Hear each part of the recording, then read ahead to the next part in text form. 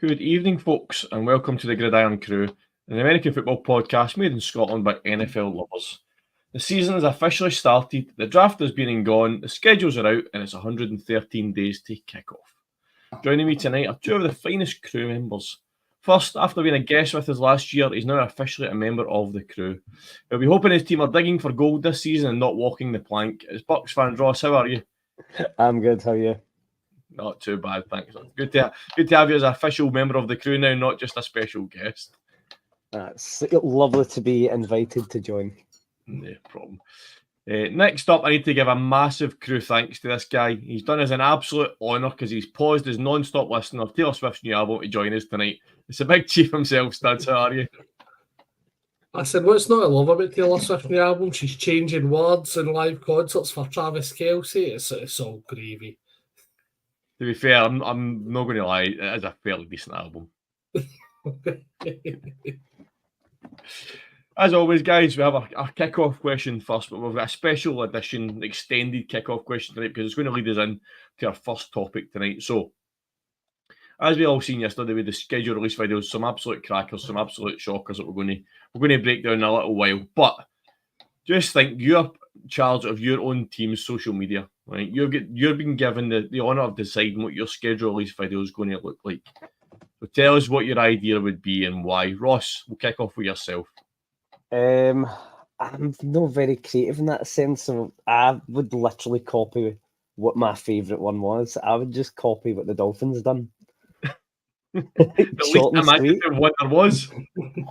I watched it 2 or 3 times. I was probably laughing. I was like, that is genius, because it's a really good way to farm interactions because you have to pause it and stuff as well. If you miss it the first time, you have to rewatch it to pause it. I thought that was genius. That's my favourite one, and that's 100% what I would do. Short and sweet. You'd only pause it if you're that really interested in seeing who the Dolphins were playing, to be fair. Yeah, I think anybody watches these videos to see who each team is actually playing. They just watch them for the entertainment factor. That was entertaining to me. Fair enough. Studs, what about yourself? I think the obvious one from the Chiefs' perspective is you lean into what's popular with the Chiefs right now, and no, it's no Rashee Rice and his speed racing. It's Travis Kelce and Taylor Swift. You lean into the Taylor Swift angle and draw in all those Swifties, Taylor Swift cover albums, that kind of stuff. You just lay into that side of it and you just draw more attention. Not that the Chiefs need more attention, but let's bring more in. I mean, it would work. I can see that being a great idea. I don't know why they didn't do that. The social media person needs fired for not leaning into that. Maybe they couldn't get the rights to use the copyright. Nah, job opening, I'll get my CV over to Arrowhead Drive. We could be like the Saints and trying to get somebody in. It's always a good idea to get somebody in after the fact. I know. You think you'd have somebody lined up before, but anyway. We'll talk about that in a minute. Saints are probably still paying Drew Brees, so they probably could afford them now. Well, they had them in the video, so I mean, they wouldn't have to pay any money for it. Right, let's get in it. We're going to start with the not so good videos first because we don't want to give you all the good stuff right off the bat. Ross, we'll start with yourself. What ones did not impress you and why? I'll put forward that the worst one was the Philadelphia Eagles. It was tragic. Pouring sweeties into a glass jar. It's up there like one of the worst ones I can remember. And actually, but our one, the Tampa one, it was dead. Like, it wasn't like funny. It wasn't joking. It was all like weird. It was very weirdly like nostalgic, and I missed tons of the games, like who we were playing when, because they were hidden, tiny wee writing at the side or underneath or on something. They didn't just come up. I can't be bothered with that. I mean, the Bucks, there was a lot of them, like, I felt that they kind of leaned into the team or the history. It wasn't a schedule release video. It was just a video, a promo video. These videos are meant to be about your schedule and who you're playing. We don't need to see your historic players being interviewed and stuff like that. It defeats the purpose of a schedule release video. No. I seen Ronde Barber and all that, and Kevin Alstott. I was like, what are they doing? Just like do something funny, get Baker in, and then they like pull out a cake, and inside the cake it's whoever we're playing, or a pie with some filling in it, like peaches. And you go, we're playing Atlanta. I was just so bored by it. 5 minutes of pure nothing. One, and I think a lot of people have said they like this, but I think they've absolutely kicked the arse out of it. And that was the Titans repeating last year's one, but not as good. Last year it was genius. It was brilliant. Last year it was a new thing. Like, let's do that again, but rubbisher. That's kind of where I felt the Titans one was. I must admit, though, seriously though, still some of the answers, if you don't chuckle to some of the answers, it's no right. It's like Eli Manning's team and shit like that. It was just, some of the answers were just still quite funny. So again, was the lassie that actually done it this year, was she not one of the people that answered? I think so. Year? I think that was the point of it. I think that was kind of one of the differences. But again, some of the random answers you get out about the teams were still quite funny. So for me, I did still quite enjoy it, just a little bit. I mean, there was some other shockers out there. I mean, the Giants, I couldn't find the Giants even have one. I didn't see a Giants fit. I think they just binned it. The one you mentioned before we came on here, the 49ers one, what was that all about? 49ers one was shocking. It was. I've not seen the 49ers one. I wish I hadn't seen it. A Nick Bosa impersonation for some reason. That was the whole video. Just get Nick Bosa in. I don't waste your time. Oh, honestly, it's not worth it. Ross, what other ones were you not a fan of? Bears one was a wee bit try hard. See, I'm the opposite with the Bears one. I really liked the Bears one. Do you know what it was? And I know they're NFL players and that. The acting was so bad that I was like, it's actually really painful to watch. I didn't really like the narrator guy. His voice was quite. I was just like, no, the Bears was dead try hard. I didn't really get it. So the Bears one, if I've not seen it, was kind of like they set it in a high school, and they were all kind of high school people and talking about different people in the school that were fans of other teams. I mean, I've got to say the best part of it was Annie Agar being in it. I mean, her being in the Bears video, that was a bit of a coup for them. You've got to lean into the fact that she's a massive Bears fan, and I again totally agree with getting her involved. So, fair play to the Bears. Studs, that's the point. Oh shit, so she is. Fuck. But no, listen, she's a massive presence in social media, so I think getting her in is a massive coup for the Bears. To be fair, she got detention for being a Packers fan. That's kind of what they done with it. It was quite good. A couple other ones that I wasn't a fan of the Bengals one either. Random mascot football against Wayne's. Again, I think a lot of the ones that I didn't like because in my head a schedule video should relate to your actual schedule. Some of these were just random videos with a schedule at the end of them, which I can see why some of them are doing it, but I wasn't a massive. The Vikings one, did you see that one, Ross? I didn't. I don't think I've seen the Vikings one. We basically had Hawkinson, the future of schedules at this AI type thing, and it was dire. I felt it was terrible. But anyway, a bit try hard. It just didn't make sense. Right, let's move over to the good side. So we've agreed beforehand that we'll keep the best to last because we're going to break it down. So no mentioning of that one.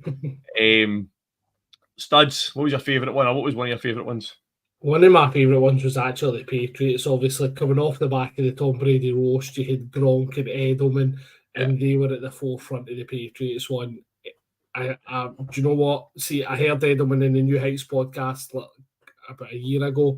He's absolutely hilarious as a person, and I think they just totally leaned into that aspect of it. So, for me, Patriots, hats off to them. Is that no typical Patriots, but purely living on past glories, getting Edelman and Gronk in, but it's a bit of a cop-out because they're always going to give you gold. I think they were pretty fair in the fact that it was obviously a remake of Good Will Hunting. That's kind of what they've done with it, obviously, and they're trying to say that Edelman's a bit daft. How did he manage to solve this type thing? It's kind of leaned into that, which there's probably nobody else on their team at the moment that's relevant enough to have in their schedule video. That's probably the problem. I know. But no, I actually thought I forgot about that there, but as soon as you said it, I was like, that one was really good. Ross, what other ones did you like? Because it's dead satisfying. Studs, I love the Chiefs one. See, with the pneumatic press just squashing things. I love that. And obviously what it represents. Like you're crushing every team. So I liked it for both aspects. I thought it was really good, that one. I did see that, but as much as I said I've not seen the Chiefs one, I actually remember seeing that pop up on my Twitter feed, to be fair. It did make me chuckle. But obviously, Really teams good. don't talk to each other because the Texans done the exact same thing. Oh, did they? I didn't even see the Texans done the same. They So done what a you're saying is test one as well. the Texans copied the Chiefs. Is that what you're saying, Dan? So let's just be clear on this. No, the Chiefs copied the Texans. Is what I'm saying. So your full support of Dallas is in that whole. Texas as a region. You're back in Houston, or you're saying they copied, or we copied them rather than vice versa. Aye. That's poor, Dan. That's poor. I expected better for you. I will say I think the Browns one was pretty good. For a team Yes, I don't the Browns like. one was good. I did enjoy that with the bowling Browns party. one was That was quite good. It was shot very. It was probably the nicest shot one. It was dead clear. Like it was a lovely watch. Yeah. I mean, a couple of ones I really liked. So I also the Cowboys one was really good. I don't know if you've seen that one. Basically, they prank called all their opponents, like fans of their opponents. So basically, they had so the Post Malone's basically had 6 people, like Jerry Jones, Dak Prescott, a couple of people, basically sat and video called all like, fans of their opponents. So not the actual opponents themselves, fans, but during they just sat still for the whole video call. So they just didn't move. And then people are like, what the fuck's going on? What's this? And it was just like, and eventually the penny dropped. We're in a schedule release video here, aren't we? So like, phone people like Megatron, Ochacinco, a couple of fans. But they realised Bucks, Nick Merckx is a Bucks fan. They realised that. They phoned him. So it's quite good the way they done it. Just simple but effective. Mm-hmm. As a dad of a 15-year-old girl who loves a TV programme called Is It Cake, I've got to put out to the Commanders. They done an Is It Cake remake with things relating to their opponents' teams, which I thought was very clever, and as a fan of that show was good. Couple other ones, Rams recreated GTA, which I thought was good. Falcons went for an NFL street-themed one, which I think is a great idea. We mentioned the Pats. The Bills one, didn't you see the Bills one? I've not, but I'll look at it right now. They had basically Josh Allen living on a building site, the video, and at the end they basically bribed him to get off the building site by telling him what the schedule was going to be, which it was funny but not necessarily schedule related. But I did like the way they done it. What else have we got? The Broncos leaned into their link with Lewis Hamilton, so they had Lewis Hamilton trying food from all their opponents. Oh, I'm definitely watching that. And the best one must be that they basically gave him dog biscuits for the Browns. So you have to try and eat a dog biscuit. That's worth watching for that alone, to be fair. It was great. And another shout out to the Steelers. So they had Mr. Harrison, basically, everybody had to tell him dad jokes to try and break him. And they basically just couldn't break him. It was quite funny. So that was kind of most of the good ones. The Colts leaned on the nice factor of they went into high school and got all the ways to draw the logos of their opponents, which anything involving kids is always going to get a bit of kudos and a bit of always going to be a winner. But let's move on. Let's talk about the best one. I mean, unanimously, I've not played it in a long time, but The Sims, the Chargers in The Sims was just. It was unreal. I mean, it wasn't just the fact that they'd done it in The Sims. It was all the connections to the teams we were playing were absolutely bang on. They just found the best way to take the mickey out of their opponents. Ross, what was your thoughts on the Chargers one? I really liked it. I've not played The Sims in years, but as soon as I heard the music and I seen it, I went, "This is going to be good." And there were some good ones. My favourite, obviously, was the one with Baker Mayfield, I think week 15, I think it is, week 14. And he's making pancakes, and then the stove's on fire, and he's just like dancing away. It was good fun. I thought it was good. I didn't think it was as good as last year's. I thought the anime one last year was like probably one of the best you'll ever get, but it was good. It was very good. It's hard to live up to that to try and repeat the same thing again. When you go, Studs?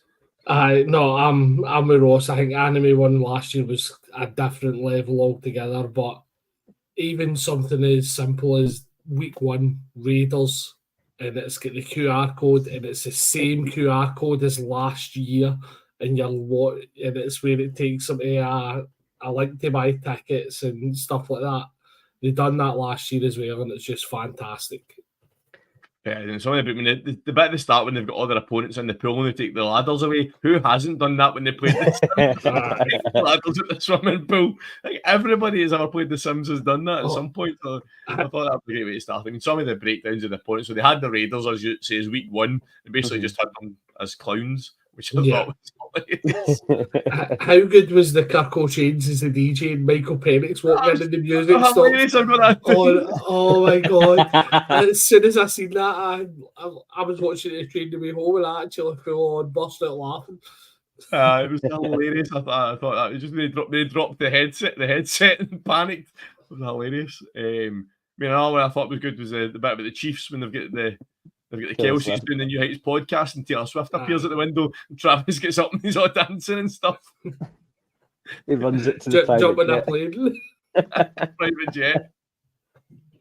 A couple of other ones about it as well as the Panthers with Cam Newton fighting, which I thought was a good touch as well after what happened the other week with him as well. What else did they have? The sadness factory for the Browns. Brian will be loving that. I was wondering about that, to be fair. I seen the Browns one, I didn't really twig to where it was until you've just said there, but no, that makes sense. And then obviously the one with the Chiefs when they had the Chiefsaholic court case. that was class, honestly. The wolf mask on, brilliant. I mean, they've absolutely smashed it out of the park. Another one I thought was good was a nice touch. And obviously had the Chiefs play the Ravens this week, and they had the Harbaugh growing up in their bedroom together. I thought that was a cracking touch as well. The pillow fight. I mean, the bedroom was divided down the middle, one purple and one light blue. And then also they took I dig at the Patriots as well, having them on an old folks retirement home. I mean, the schedule videos, I think the ones that have been good this year have been very good. I thought I really enjoyed a couple of ones that I enjoyed, but we'll be here on it going through them in detail when we've not got that level of time, and obviously people will get bored hearing of it. Keith has linked every schedule release video on our Twitter. He's put a thread up. So if you've not seen them yet, jump on at Irn Cru on Twitter/X and you'll see them all there. And you can drop comments in and let us know which ones you liked, which ones you didn't like, and why. But yeah, it was a good start to the season. So flipping over, and so obviously we went through the fun part of the schedules. Let's get to the serious chat, and we'll talk about the games that are coming up. So obviously the games have been, we already kind of knew who each other's opponents were, but when our team's playing who. So we'll basically quick chat through the schedule, what games you think are going to be good during weeks and stuff like that, when the matchups are going to happen. But first, let's talk about international games, guys. So that was released a wee bit early. It was released at lunchtime yesterday on Good Morning Football. We already knew that it was the Packers and the Eagles in Brazil and Sao Paulo for the first time. That's happening week 1. Then we're going 3 weeks in a row in London, so weeks 5, week 6, and week 7. So starting off with the Jets and the Vikings at Tottenham Hotspur Stadium. Ross, what do you think of that matchup? It doesn't really excite me. I don't. It's a very exciting. I don't really know what to expect for the Vikings this year. And the Jets, is Aaron Rodgers going to be at his level? You know what I mean? Like, I don't really know. It could be good, but I found actually this season just past there, the international games weren't they great in England. I didn't think they were that great. I don't think you had the quality. I don't know if it's to do with the travel, tiredness, whatever. But the fact that obviously they're so early in the season as well, the 5, 6, 7, like the players should be pretty fresh. Like, I want them to be good games because I want them to be looked at as good examples. So that the international games should be there, because I know there's going to be a lot of people that don't agree with it, and they're looking at for Spain 2025. Dublin's going to be getting looked at as well by the NFL for potential. So they need to be games that are worth it. Otherwise, there's not going to be a good reason to play the games out in the UK. And that's a good point you make there. Basically, so week 6, we've got the Jags and the Bears at Spurs, and week 7, we've got the Patriots and the Jags at Wembley. And kind of like you said, none of those matchups really excite anybody this year. And I think last year, obviously, we had a good game in Germany and stuff like that. But to me, it feels as if with those 3 games we've put in London, they've thought, do you know what? The London games are safe. People are going to turn up no matter who's playing. Yeah. You know what I mean? So I mean, I know they've got to break it up and they've got to get each team round and stuff like that, but you think out of the 3 games, they'd maybe try and have at least a game that could be a bit of a blockbuster game, or a game that's really going to draw attention to. Those 3 games do feel as if they're a wee bit far. I mean, I think the Jets and the Vikings could be good. If you get to week 5 and you've got JJ McCarthy for the Vikings playing Aaron Rodgers, that could be a good, interesting matchup. But Jags and the Bears, Patriots and the Jags, doesn't really gather much excitement. But NFL know the Wembley games will sell out no matter who's playing. They could put the Panthers against the Cardinals in and it would still sell out. So I think that's kind of with that. And then we cover, as I say that, week 10 in Munich, you've got the Giants at the Panthers. So Studs' face says it all. It's a shame. That's such a shame that you get another game in Munich and you get the Panthers going to play the Giants. Yeah. What is the point? I really feel bad for the German fans because that's a horrific game. Based on, obviously, what we know for last year, the Panthers were brutal. We don't know what the Patriots Giants are going to be this year. In terms of, is it going to be Daniel Jones? Is it going to be Drew Lock? Is it going to be Tommy DeVito? We really don't know. That's horrendous. That's tragic. You know what's going to happen now? It's going to turn out to be an absolute world of a game. 41, 38 or something like that. The fans will make it. I don't doubt the atmosphere that Germany will create. I really don't. But to send that over to Germany, you're trying to advertise it for Europe. You're trying to advertise the NFL to the world. That's not the game you send over. There must have been a better Panthers game you could have selected for that. Yeah, because we all knew it was the Panthers, but you must have had a better option. Yeah. I suppose it all comes down to the teams that are agreeing to go, I suppose, doesn't it? And they're basically at the point now where they're going to force teams to go. I think the Giants have now been, they've been in London at least twice. So, I mean, there's got to be other teams that, so that's why the Giants' third international game, maybe I've missed one, but they've definitely been to at least London twice anyway. So, surely there must be another team out there that could fill that space that's never been. Do you know what I mean? So, I mean, the Cowboys have been once. The one that I think is actually probably quite intriguing is actually the Jags and the Bears. You're looking at 2 number 1 picks in Trevor Lawrence versus Caleb Williams. Right now, Caleb Williams is a total enigma in terms of, obviously, is he going to turn up with Union Jack fingernails? Probably. That'd be quite funny, to be fair. But you're looking at Trevor Lawrence, and technically he's probably a total enigma as well to everybody. He come in as this generational quarterback, but he's had one good season out of his full Jags career. Caleb Williams, everybody's talking about a generational quarterback. This could be a really good matchup between those 2 QBs. And they'll both get weapons. There's no excuse. Yeah, because Caleb Williams is the this year's Trevor Lawrence. Nobody was hyped up as much as Trevor Lawrence was. And now Caleb Williams is basically probably overtaking the amount of hype that Trevor Lawrence got. So it is interesting to see. You're going to get probably 2 of the most 2 of the most hyped up quarterbacks coming out of college that you've seen in a long time. Yeah, that's why that one does kind of fascinate me a wee bit. Aaron Rodgers, I'm kind of a bit mellow, and I'm kind of done with Aaron Rodgers. I'd be quite happy if he retired for the league, to be honest. But listen, he's coming over to the UK. That's obviously going to be a big selling point for the Jets. JJ McCarthy, again, unknown side of things. Justin Jefferson's going to be the big draw for the Vikings side of things if you're going to see that side of it. But for me, the fascinating game really is going to be that Jags-Bears game. Yeah. If you think about it, it depends on obviously how teams start with their depth chart at quarterback. We could potentially have 3 rookie quarterbacks playing in London this year if JJ starts with the Vikings, and if by week 7 Drake May's in for the Patriots, you could have 3 rookie quarterbacks playing in London in their first year, which is probably never be seen again. Just reversing back a wee bit. Packers at the Eagles in Brazil, that should be a good game. But again, in that case, we're going to Brazil for the first time. We better give them a good game. Yep. I don't think there's any doubt about that. You look at what the Packers done with that wide receiving core. It was the youngest wide receiving core in the NFL last year. Everybody's expecting them just to kind of kick on for last year. Jordan Love took a massive step in the second half of the season. Probably should have been in the championship game as opposed to the 49ers if stuff didn't happen. But fair dues. The Philadelphia Eagles, obviously it's going to be interesting to see what happens with Jason Kelce. Yeah, that's true. That's true. So I mean, international, but I think we'll all enjoy week one. Late kick-off here for that one. The other ones we'll just kind of see how the season plays out by the time you get to those games. But by week 10, the Panthers and Giants could both be out of the playoffs, and it could be an absolute nothing game by the time we get to week 10. Drew Lock is QB1 in New York. I think by the time it gets to week 10, they could be on somebody they've not got in their roster at the moment.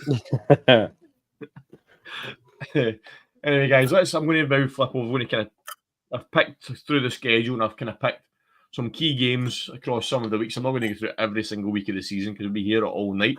So basically, throw a couple of games at you and tell me what you think ahead of the season starting. So, week one, kick-off game, Chiefs at the Ravens, studs. Or Ravens at the Chiefs. Ravens at the Chiefs, get it right. It's banner night. They're coming to us. What a game to start the season, though. Listen, I repeated the AFC Championship game.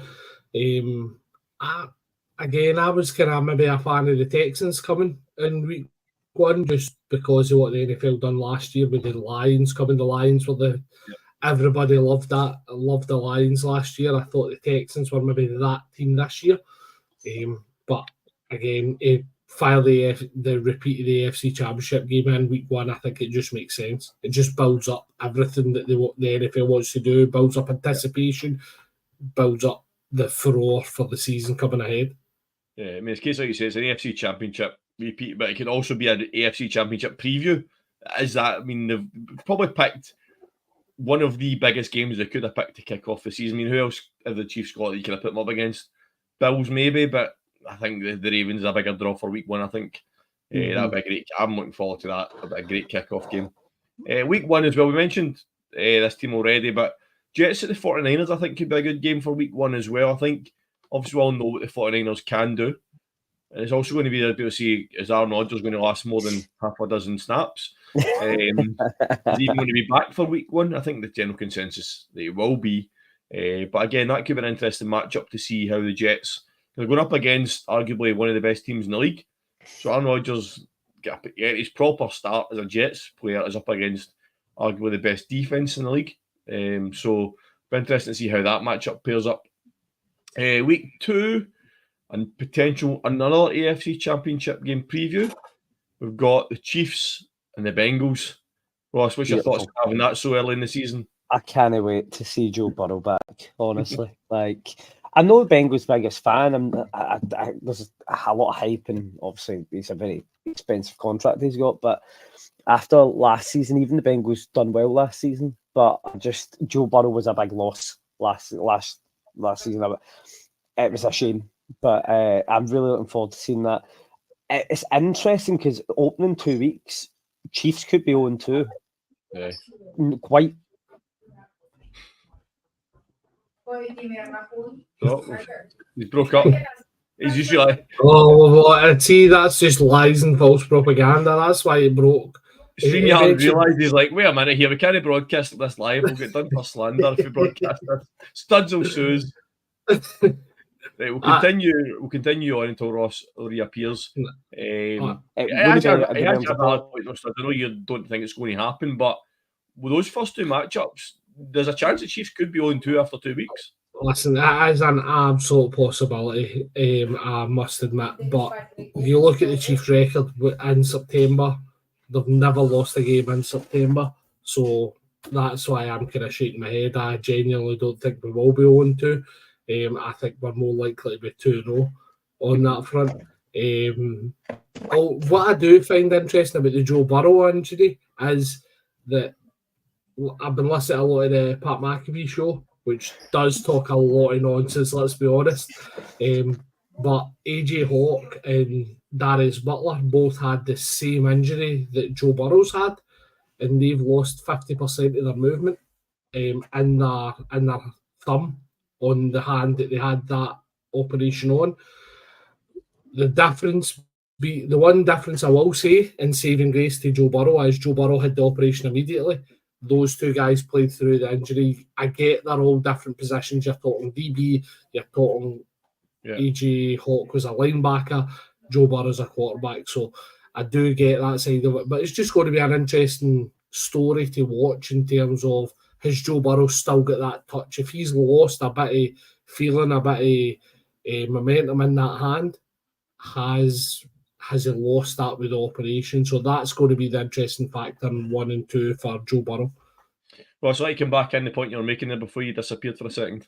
I don't even know where I got to, but I was saying I don't think it's inconceivable that the Chiefs could be on to. I think the Ravens. I just look at their weapons downfield, the options that they have to be targeted comparatively to the Chiefs. I think they're in a stronger position. And then you look at the Bengals as well. Like I think the Bengals didn't have a bad season last year, but so I don't think they're on a down. I honestly, I've got a strong feeling Chiefs start 0-1, 0-2, and then kick on. I think it could be a rough. They lost the opening game last season as well. It's no inconceivable. Well, thanks, Kadarius Toney, you prick. No, it wouldn't be the Chiefs off season without any wide receiver controversy, would it? I know. Let's not go into that for legal reasons, obviously. Did you see that Xavier Worthy get his car stolen? Was it Rashee Rice? I didn't want to make this sort of accusation. Honestly, Rashee Rice needs to go to Dallas sharp. Yeah. Week 3, we're going to have a Super Bowl preview. It's the Ravens versus the Cowboys. But on being serious for a second, that's going to be an absolute belter of a matchup that early in the season. Obviously, we spoke about the Ravens against the Chiefs, so that's a massive, massive test for the Cowboys that early in the season to come up against one of the best teams in the league. And it's obviously the narrative going into last year was that we'd never win the big games. Obviously, then split the series with the Eagles. So to have a big game that early in the season will be a massive pointer to how the Cowboys have adapted to the off-season with the changes in coaching and stuff like that. So really looking forward to that one. Week 4, I've got the Ravens and Bills as probably game of the week there as well. Again, could easily be an AFC Championship game down the line or a playoff game. But we've spoken about the Ravens. The Bills, last year, we were adamant their window was shut and they kept creaking it open, and eventually it was shut. But be interested to see how the Bills do this year. But that's next. Week 6, we have a repeat of the was he eligible or was he not eligible? It's the Lions and the Cowboys. Again, another great matchup. And then let's jump to week 7. Studs, Chiefs at the 49ers in week 7. What a matchup to have at that point in the season. But it's kind of getting to the point where a team's going to be sitting. That's a key part of the season, kind of almost just over a third of the way through.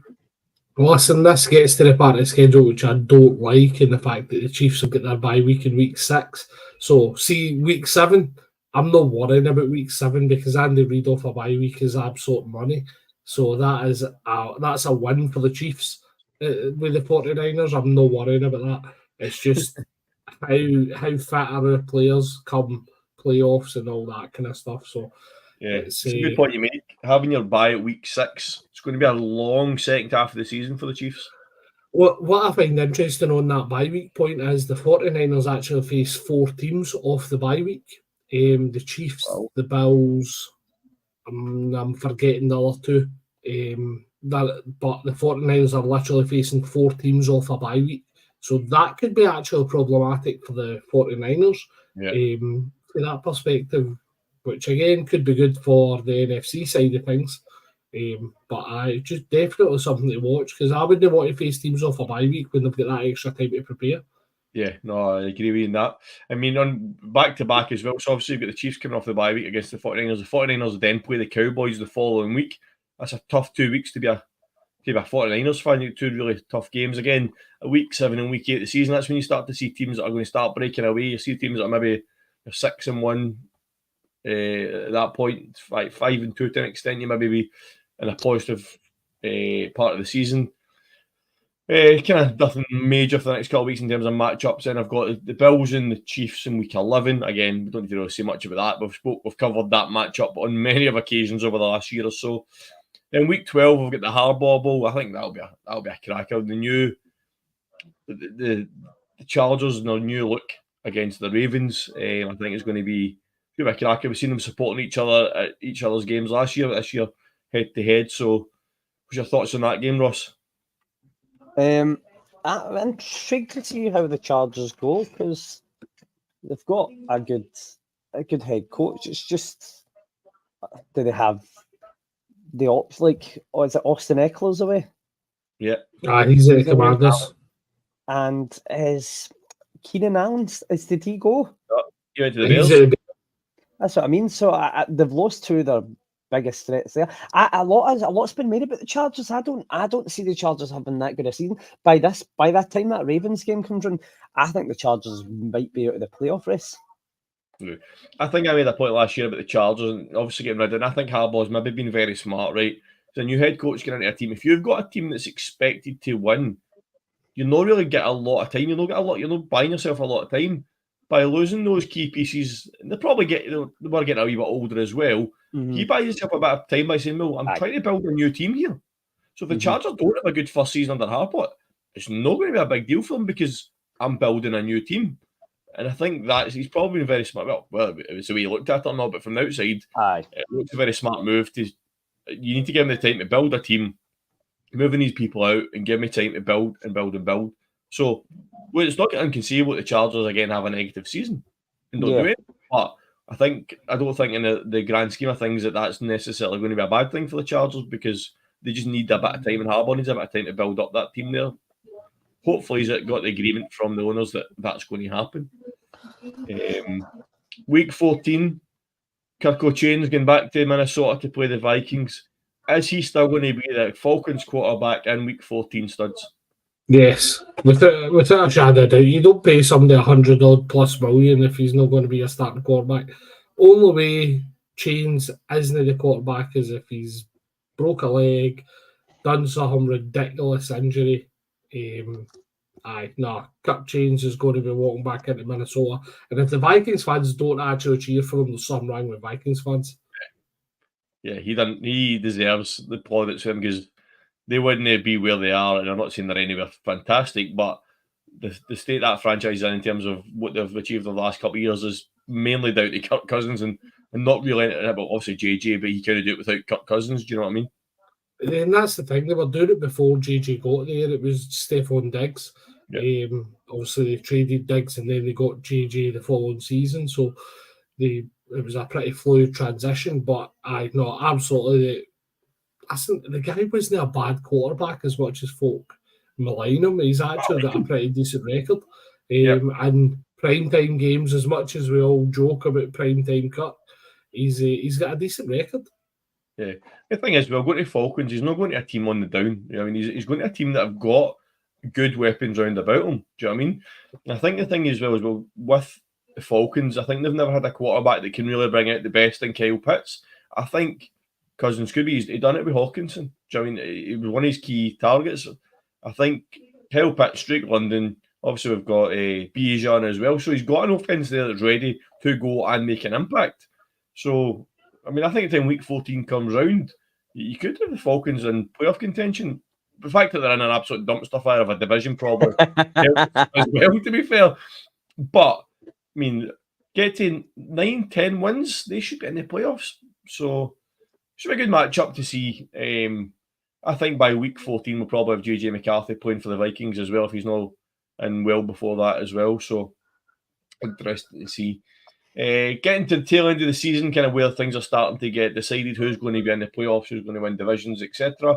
The game you wanted for the kickoff season, the season, Studs, Week 16, Texans against the Chiefs. That should be a cracker with 3 weeks to go, shouldn't it?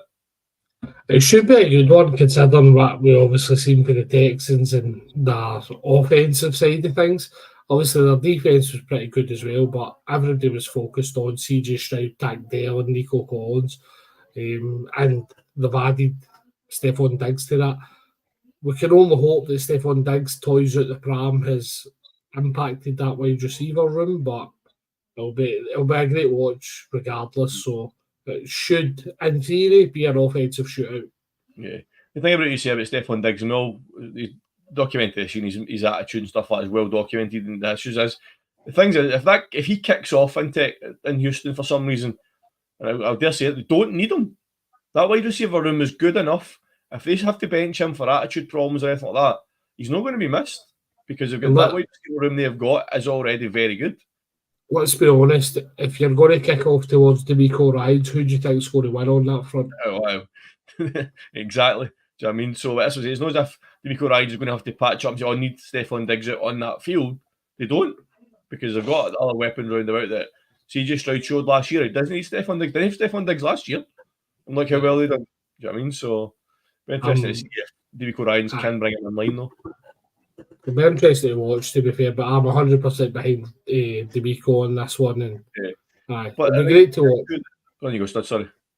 No, that's all. I was just going to say it's great. It's going to be great to watch.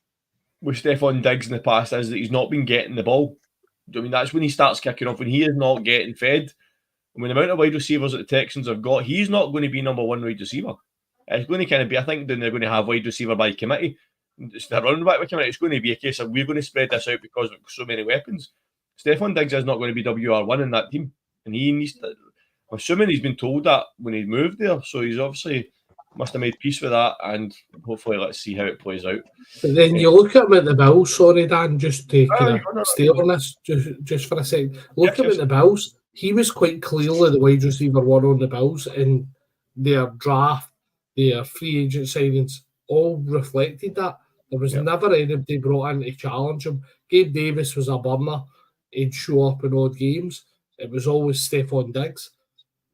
He couldn't handle the fact they changed the game plan. So see when they lost their offensive coordinator last year and moved over or whatever, he literally couldn't handle that. Do you know what I mean? He's shown he's not a team player. He really has. So it will be interesting. I hope D'Amico Ryans is quite ready for him because I think he'll need to be. Yeah, like you said, the Bills, all the Bills did was run the ball a bit more. It wasn't as if they were targeting somebody else rather than him. They just ran the ball a bit more. He couldn't handle it. Never mind passes going to other receivers. So we'll see how that one plays out. Another one that could be really interesting at this point in the season, we've got the 49ers and the Dolphins in week 16 as well. So that should be a cracker. Both teams should be looking at securing playoff positions or maybe titles by that point. So it'd be good to see how that one plays out. And then into week 17, again, I've just picked games that are going to be really key to what's going to be happening. You've got the Ravens at the Texans and the Lions and the 49ers. Another two stunning matchups for the last two games of the season. And so the second last week of the season. And then obviously getting into week 18, we know it's all divisional matchups. Getting into that. So obviously across the divisions are kind of key matchups that could decide something. But the one I've picked out, week 18, the Bears against the Packers. What a cracker that will be to finish that the NFC North Division out there, Studs. When do they actually play each other in Soldier Field? Is that one, or is it the one before? I'll tell you in 2 seconds. Keep talking about what you think about that game, and I'll tell you in a second. No, because see if you're a Bears fan, right? And obviously, I'm thinking we obviously know a Bears fan in Grant. So see from that perspective, the Soldier Field's the more important game. The Bears need to win the Soldier Field after Aaron Rodgers' whole "I own you" celebration against the Bears. The Bears need to win that home field game. New quarterback against with Jordan Love, Caleb Williams take them in. They need to stamp their dominance on that game, and best way to do it is Soldier Field, whether it's week 18 or whether it's earlier in the season for me. So that's really where I'm looking at. I'd rather watch the home game for the Bears. The way I've written this down stupidly, I've not actually put who the home team is, so I'm trying to find it right now. I think the last game Soldier Field going by Google's fixture list because I think they always put the Bears one's in November. It's at home. The Bears are at home at Packers at Soldier Field in the 17th of November, which is week 11. So that lands at Lambeau then, but that one's at Lambeau. I mean that's one. If you're across all divisions, you're probably looking at what division is really going to need could go down to the wire. NFC North is definitely one of them. AFC as well as another one of them. So that could be a couple of good matchups there. I don't expect the Chiefs to have much of a threat going into week 18. NFC East, who knows? The honest answer. That could either go to the week 18 or it could be decided by week 12, depending on what happens. Week 18 should be a cracker. I love the whole fact it was divisional matchups in the last week. That was a great move. by the league to do that when they did do it. Thanksgiving, after me talking the other night in our chat about the third Thanksgiving game tending to be a divisional game, I don't think it is this year. I think the first two are, and then the third one isn't. I know obviously the first one we've got the thanks for giving. We've got the Bears at the Lions as the early game. It was always the Lions, always the early game. Middle game, Giants at the Cowboys. Again, Cowboys are always the middle game. Third game is the Dolphins at the Packers. That'll be a cracker to finish off Thanksgiving. Mm-hmm. Think, Ross? Aye, that'll be very good. I look forward to seeing them. I loved the whole season last year. I loved watching the Dolphins. I want to see them go out and do the exact same again. I want to see 70-80-yard throws to the cheetah. I thought like they were electric, and then I think they went too early in the season was the problem.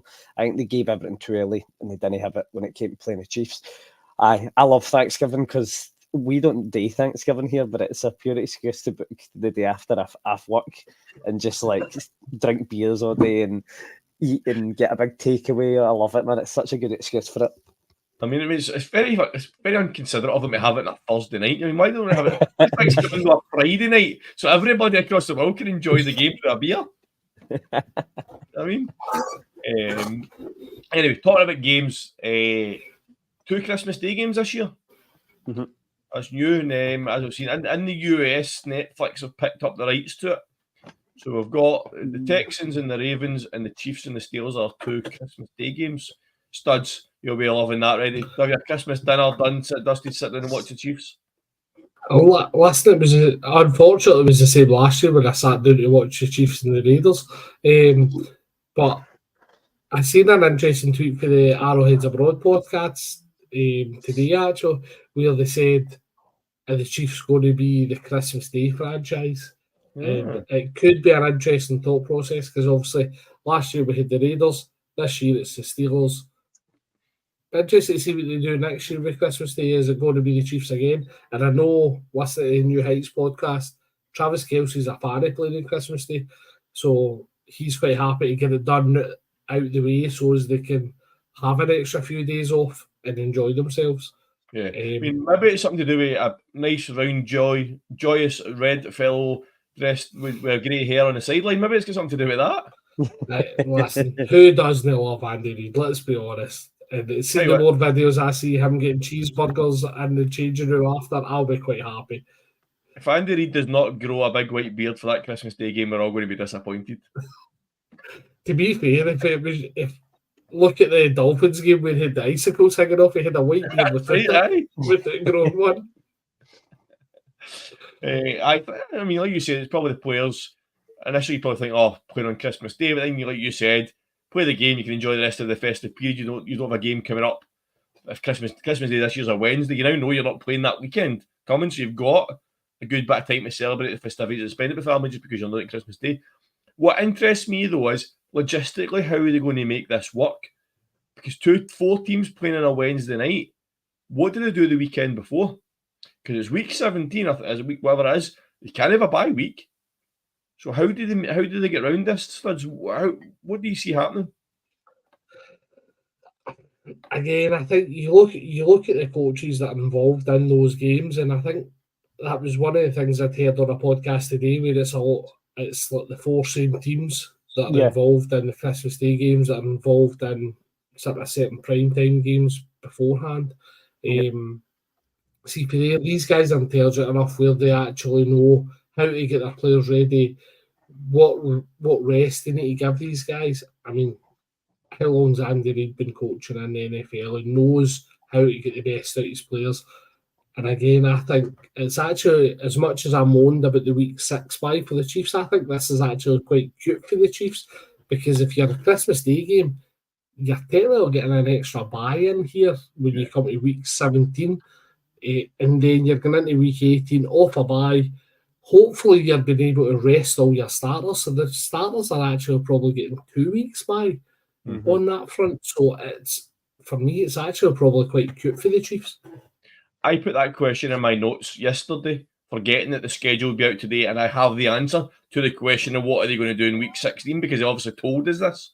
So You've got the Chiefs and the Texans are playing UK time. This is 6 o'clock on a Saturday night. Mm-hmm. And you've got the Ravens and the Steelers at 9:30 on a Saturday night. So the 4 teams are playing the Saturday before. And then so they're basically playing Saturday, Wednesday rather than Sunday, Thursday. So that's logistically how they get round it. Yeah, like you say, that's an interesting point because you talk about teams resting players in week 18. Do you have your starters effectively finishing their season, their regular season, in the Wednesday prior to week 17 and not playing potentially if you get the first round bye for what, 3 weeks? That's a long time without a game of football. I must admit, I don't like that aspect of it. If that's what comes to fruition, essentially, I would like to see Mahomes, Kelsey, etc. playing at worst a half of the week 18 game. Yes, you risk injury, but you risk injury in training for that perspective as well.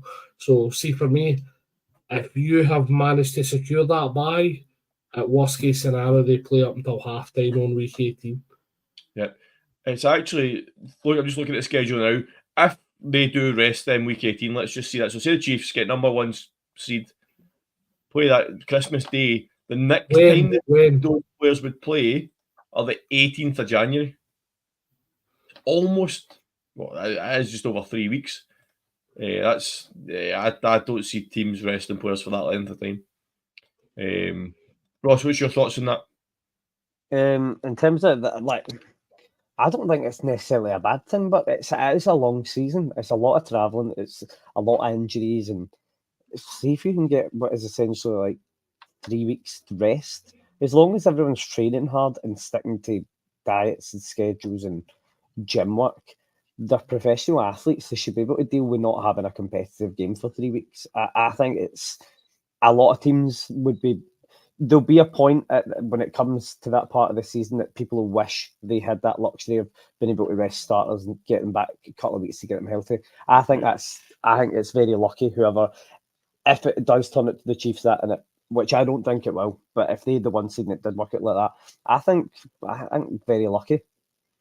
I made a point last year, and I think it'll come down to this as well. I think it's going to depend on what your team are doing at the time. And I think it was the Lions. I made the point last year with the Lions were playing on momentum, and they had the momentum on their side.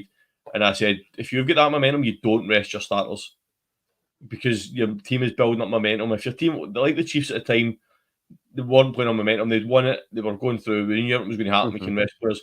The Lions didn't. They were building momentum. And I can't remember. Laporta wasn't to get injured. They played Laporta and he got injured. Yeah. But I still think it was the right decision by Dan Campbell at that time because your team is doing well and playing on the momentum and they're building up this head of steam. If you then take those starters out and you lose that game, you potentially lose that. So I think it all comes down to what the team's situation is at the time and what's driving your team forward at the time. But it surely depends on your depth as well, essentially. I mean, see, for me, no disrespect to Laporta, he's a premier tight end. He really is, and again, we're probably all going to expect him to be so in fantasy. See if you take Laporta out of that equation and you're still running Amon-Ra St. Brown, Josh Reynolds, Jahmyr Gibbs, David Montgomery, whoever it was, and you put in Brock Wright, for example, what are you really losing out of resting Sam Laporta for that perspective? You're gaining Laporta for the playoffs and you're maybe downgrading 10-20%. So depends on the position for me as to whether you actually want to remove that player. Like, see, for me, if we're going into week 18, Travis Kelsey, 32, 33, 34, whatever years old he is, I want him out of that. I want Travis Kelsey in playoffs. I don't want to risk him in week 18. Pat Mahomes, again, I don't want to risk him in week 18. And I know Mahomes will show up when the lights are brightest. It depends on your player for me. I do get momentum, but for me, I think the Laporta move, if you take him out and put him in, I think it was Brock Wright was the backup, I don't think you lose a massive amount and you don't learn masses either. Yeah, no, I guess it's a valid point you're making there, Studs. I do see where you're coming with that. So anyway, regardless of what games play when, guys, it's shaping up to be an absolute cracker of a 2024 season. I think we're all really looking forward to it. A couple of wee bits of news around the league before we finish up. We've seen the first ever Hard Knocks pre-season's been announced and is already being filmed. So we've got the Giants. Hard Knocks have been following them since the end of January, I think it is, right through to July. So it's going to be a good insight to see. I'm really looking forward to seeing all the stuff around the draft and how the draft room works and stuff like that. Because you get wee snippets of it, but to actually have a documentary in the draft room while the draft's ongoing, I think it's going to be pretty cool to watch. They've not announced who's going to be the pre-season team yet.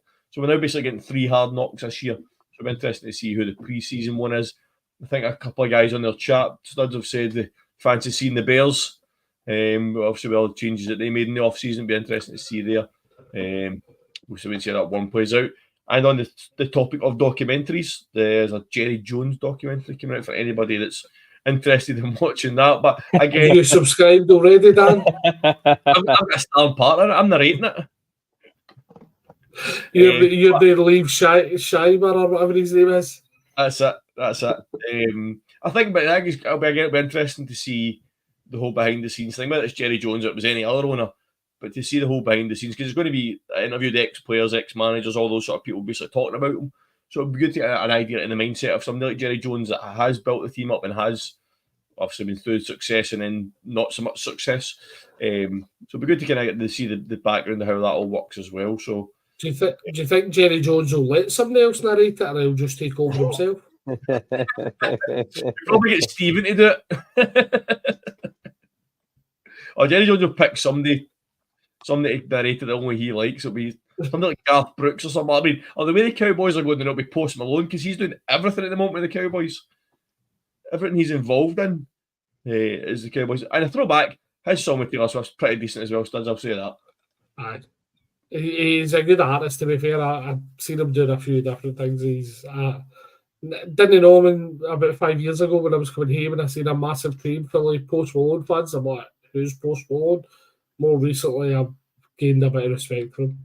Aye, fair enough. Any other news from around the league, guys, that you've spotted that's worth chatting about? MVS to the Bills. Oh, yeah. Studs, what's your thoughts on that one? Listen, massive. The guy's got 2 Super Bowl rings. How can you not have massive respect for him? But there's a reason he wasn't kept in Kansas City.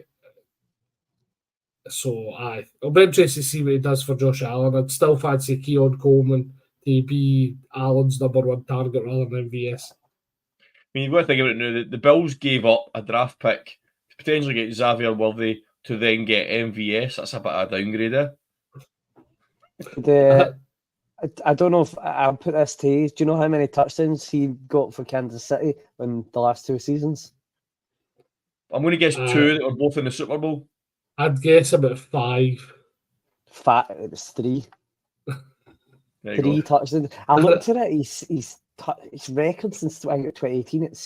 I like him. I think what I've seen of him on Twitter and interviews, seems like a nice enough guy. He's quite confident in himself, but nobody else is confident in it. And him being a wide one, whatever. I don't really get it. It's such a. When you're saying obviously Keon Coleman that, and I spoke to my mate's a Bills fan. He's very excited about him. He said he looks the part, and I just think MVS, nice enough guy. He's going to be a backup. He'll play a wee bit, but it's nothing groundbreaking. It's literally when you say 3, I'm like, right, you've got the Bengals, you've got the Super Bowl this year. Bengals AFC Championship game last year, Super Bowl this year, and I'm kind of like, I genuinely can't remember the third one. Did you not score the Super Bowl last year, no?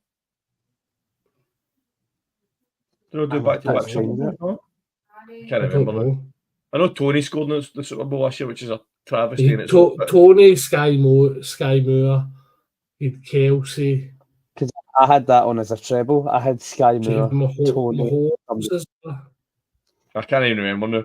But anyway, 3 touchdowns for a wide receiver is in a team that necessarily have an elite wide receiver as well. In 2 seasons. Yeah, pretty low production. But we'll see what he does at the Bills. Anything else that was spotted around the league, guys, we're talking about? I've kind of really not seen much. I kind of just picked out the key points in case I missed anything. Do we mention about Antoine Winfield Jr., highest ever? Oh, yes. It's a great bit of business for the Bucks, to be fair. He's a fantastic cornerback. There's no denying it. He's the league's best, so he's well deserved for me. Yeah, I know. I was glad. I knew they were going to get over the line because of everything had been discussed and they were going to sim.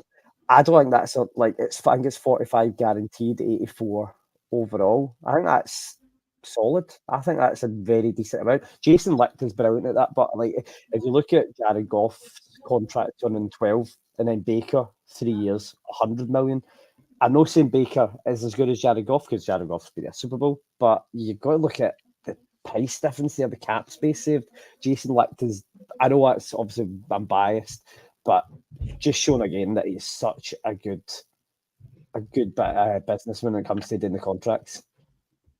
Excellent, guys. That says it an hour. Instagram's already cut us off because it only runs to an hour, so we better call it a night there.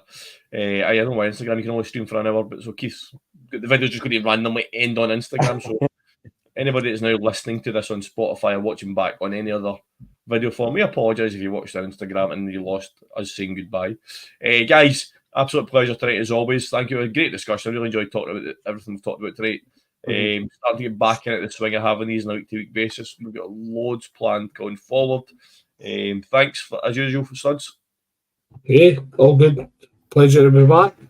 Ross, welcome to the crew officially full time, and thanks for your input tonight.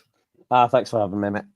Cool. And finally, and most importantly, thanks to all you guys that are girls that are listening, watching us. Follow us on every pretty much social we have. We are there. So I get Irn Cru on every social media platform there is. We even get a Facebook page now. Keith has set us up with a Facebook page as well. So we're going to start getting stuff out on that. And our website, we're going to start getting stuff on the website. After Stu's fantastic article at pre-draft, we're going to get some more stuff started put on there. So anything you want to hear or see the crew discuss or write about, let us know on any of the social media platforms. Follow us, subscribe. Everything you need to do to get in touch with the crew. And as Keith always says, in the off season, the crew will see you through.